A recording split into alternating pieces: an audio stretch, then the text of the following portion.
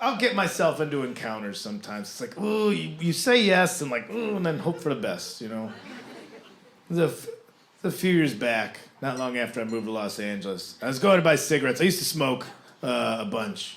And I got up to about 2 packs a day, and I smoked Doral Lights were my favorite. There's a discount cigarette. Somebody right there just, ugh. Look at people openly disgusted. I think they're pronounced Doral, but I like saying Doral because it made them sound fancier. And why not? Self-esteem is free. You could just feel better about shit. That's like when a black person calls McDonald's McDonald's, and I'm like, I say that now because that makes it sound nicer. Let's go to McDonald's. That's more fun to say. So I was going to get, and if you don't know, yeah, the Doral Lights were so cheap that if you packed them too hard, the box would come apart. So I'd have to bring like a rubber band or a hair tie to the 7-Eleven with me because I liked them packed real well, but then I would have to keep them together. But yeah, people would be grossed out by them too, which I don't understand. They're cigarettes. They're all disgusting. What do you need a name brand on your cancer for? It's all cancer. All of them. I only smoke American spirits. Good for you. You're paying too much for cancer.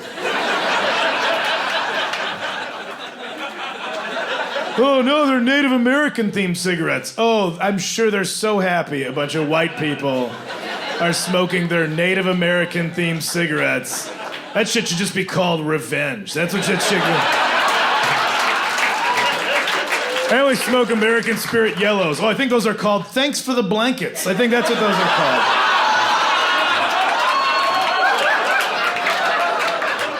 I think that's what those are called in certain circles. Certain drum circles. Oh! Do we edit that? Nah, let's get in trouble later. So I'm just, wandering down on a spring day down to my 7-Eleven, getting my cheapo cigarettes. And I was going there this weekend, my roommate was out of town for a few days. You should know him. My roommate, very funny comic, Matt Bronger, if you know him. Dear friend of mine. Yes, of course we all love Matt Bronger. We moved to LA together. So he was out of town. I'm like, all right, this is my weekend. I'm broke. I don't have a lot going on. I'm just going to smoke all the pot we have left, and that's going to be my weekend. I'm going to stock up on my Doral Lights and sit around just watching TV. And so coming back from cigarettes, walking the same way I did, but now in the way of the sidewalk is this van, this hurriedly parked van. There's across the side. It's kind of in a driveway, but like all jaunty, like one tire's in the grass, and some of it's still kind of hanging out in the street, like it was parked in a hurry. And I was like, oh, okay. So now I gotta walk around this van here, and I'm just shuffling around the back, I'm kind of in traffic. And as I get around the other side of the van where the sliding door is, and I could tell that the sliding door's open, and there's a rustling going on in there. And I was like, all right, not my business, whatever. People in a van. But as I get just past that and I hear from inside the van, I just hear a man's voice go, "Hey man, you like Halloween?"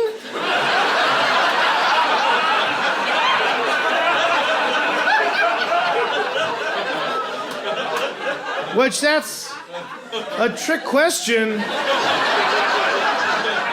Because the answer is yes, always yes. If the answer's ever no, get out of my life. I got no place for you. But this was like a spring day, so I wasn't even sure. And it just came from the shadows inside of a van. So I don't know who is asking this. And so I want to be honest, but I also am hesitant to engage. Because what does it mean? If I say no, I'm lying. But if I say yes, I might be agreeing to something that I don't want to agree to. Like all of a sudden, I'm tied up in the back of this van, and we're driving out to the desert to a masquerade ball, and we're dressed up like Raggedy Ann and Andy, and I don't get to be Andy in this scenario.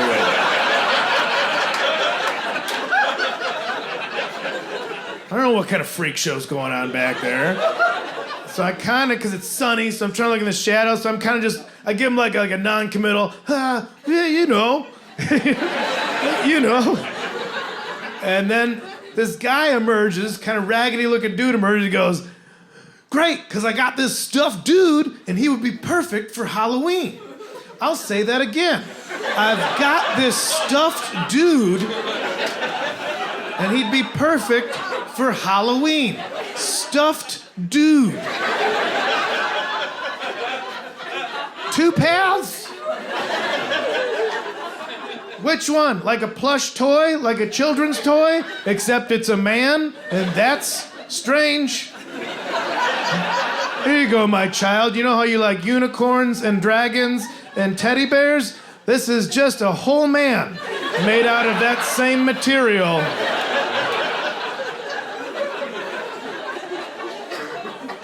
He listens better than your real dad. We'll just put him in the corner of your room. Or taxidermied human being. Which one? Which one?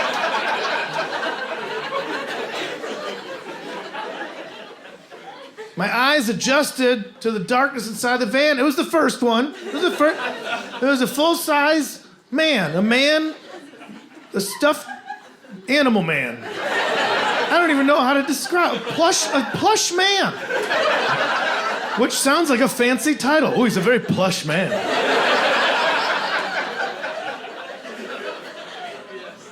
The full size, just nude, save for a pair of tiny satin shorts with the phrase lovable huggables embroidered on them, of which he was neither. And just lifeless, stitched open eyes. And the guy was like holding him up by his shoulders like a friend that passed out, like he's trying to get him up. This would be perfect for Halloween. I was like, it scared me.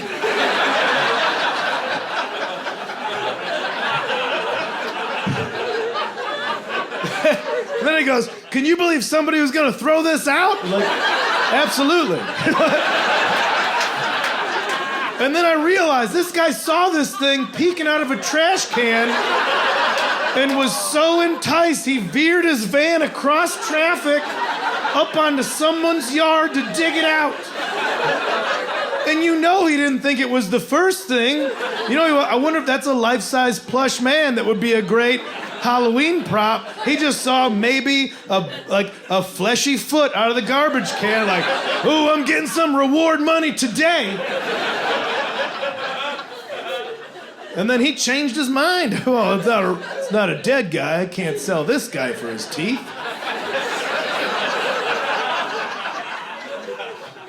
Because then he's like, $20. I was like, you out of your mind? I gave him the change left from my Dorals, and I purchased the stuffed man. I didn't know why, but I was like, its purpose will be revealed. But I'm still not home yet. Still got another half mile to walk. I'm just cruising in my flip-flops with a fake man. I'm fireman carrying him over one shoulder. And one of my quick-burning discount cigarettes just ashing onto my shirt. Walking down the sidewalk like I got it all put together. You know when, like, you know what you probably look like to the outside world, but you're like, just own it, man. People are honking at me. I'm like, don't worry about it. There wasn't even a question. They just honked, but I'm answering like, I got it.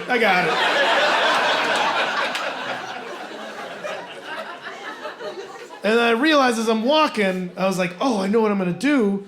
I'm gonna hide this in Matt's bed. So when he comes home from his trip, he'll be mighty frightened. That's what I'll do to my friend. I'll take this dirty, maybe sex doll that a stranger found in the trash and sold to me for pennies on the dollar. And I'll put that under the clean sheets of someone I pretend to care about. So I get home, and I tuck the guy into Matt's bed. And it worked before he even got home. because then I had just 2 days left of just getting stoned and then walking back to my room, which was across the hall from his room, and I left his door open. Then every time I'd walk to my room, I'd just be like, ha ha, whoa, shit. Ooh.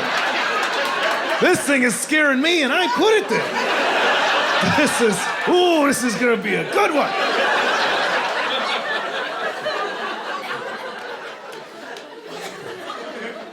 So, first night, I'm laying in bed, and I got his door closed, and my door closed, and I'm just laying there, and just thinking about, my success. Like, oh, buddy, this is a good prank. It's gonna be a good prank. That guy looks like from a few feet away. It's like a full guy with his eyes that are just stuck wide open all the time. His piercing blue eyes.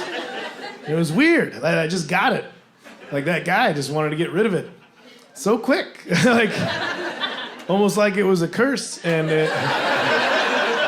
this is amazing how he started at 20, and I was like, how about like 85 cents? And he just accepted it like it had to be exchanged for something of value for the curse to be transferred. It's kind of, I guess, I'm not up on my monkey's paw shit, but this is, what have I done? So I just laid in bed awake all night, like, that thing's gonna kill me. That thing, I'm gonna die, and nobody will know. They'll just be like, man, that's a weird way to kill yourself, Kyle. That's strange. There's so much blood, and oh my God. And so I stayed awake the whole night, didn't sleep a wink, and the next day tried to continue with my life, but with some paranoia, but still kept up with my goal of trying to smoke all the marijuana we had in the apartment, which didn't help matters, because then I went to bed for that second night, just delirious and tired and stoned, and of course walking by, just, shit! Oh, it's not funny this time. It's fooled me twice. Oh God, I need to do this differently. So that night, I'm laying in bed. I'm like, well, I got to keep the door open a little bit. I want to keep the door open because what if he does come to life? I want to know. I don't want to just hear something outside of my door and then lay awake with terrified wonder. If I see something, then I could have a plan of attack. I could take like a stance that I saw a karate guy use or something to let this demon toy man know that I'm not screwing around anymore. But then I was like, well, that's stupid to leave the door open, though. You gotta close your door. You just give him access. And it wound up at about 3 a.m. I was outside of my room with the door closed with a sock that I was just hurriedly polishing the doorknob. I just had a sock and I was just buffing the doorknob as best as I could because I was thinking, well, if he comes to life and he does want to come get me, he's not going to get through the doorknob, with his plush hands. As long as the doorknob is all bright and shiny, he's not going to get a grip. He's got no traction with his kind of terry cloth paws. That's my only Thank God I had doorknobs and not handles. If it was handles, I'd be dead. I would have jumped out of the window my damn self. But like, this is the best I got as I can buff the doorknob real good. And then just lay awake waiting for a whooshing sound. If I hear a whooshing sound, then we'll get something. I could just use a fucking stitch remover or something on this guy. Just anything, a slash, I'll get his plush innards all over the place. This son of a bitch. So I just laid awake that whole second night just waiting for a whooshing sound, which never came. And so now, 48 hours without sleep, and I had to go pick up Matt from the airport. Then I get there, and he gets in the car, and I'm just fried. Like, I'm crispy on all ends. And he gets in the car, he's like, how's the weekend? I was like,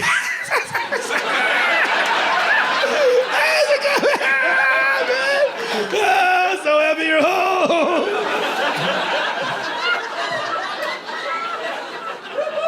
We get back to the apartment, he's like, oh, maybe go get something to eat. I'm like, go take a nap! You wanna take a nap? Let me get your bags. I'll get your bag. And I waited for him. He's walking down the hallway, and I'm behind him like, finally, the curse will be lifted because it'll be on him. You know, so I was just behind him like, just gasping for breath. And he opens his door, and he freezes just long enough for me to think, like, it worked. But it was only like a half a second before he just goes, the fuck is this?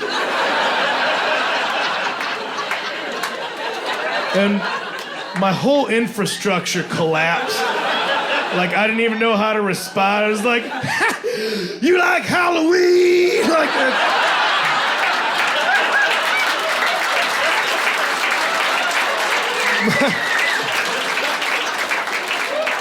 But we kept that guy for like 3 years. He sat in a chair in the living room. We named him Terrifying Randy.